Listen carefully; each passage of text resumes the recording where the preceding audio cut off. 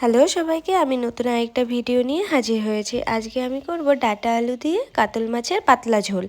তো প্রথমে আমি মাছগুলোকে নুন আর হলুদ দিয়ে মাখিয়ে নেব। তারপর আমি একটা কড়া বসিয়ে তেল গরম করে নেব। তেলটা গরম হয়ে গেলে আমি মাছগুলোকে দিয়ে দেব, আর দু পিঠ আমি ভালো মতো লাল লাল করে ভেজে নেব। ভাজা হয়ে গেলে আমি মাছগুলোকে একটি পাত্রের মধ্যে তুলে নেব। তারপর আমি ওই মাছ ভাজার তেলের মধ্যেই কালো জিরে ফোড়ন দিয়ে ডাঁটা আর আলু দিয়ে দেব।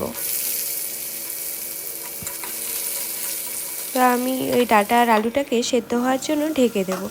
তো ঢাকনা তুলে এর মধ্যে আমি দিয়ে দিব দুটো চেরা কাঁচা লঙ্কা আর পেঁয়াজ কুচি।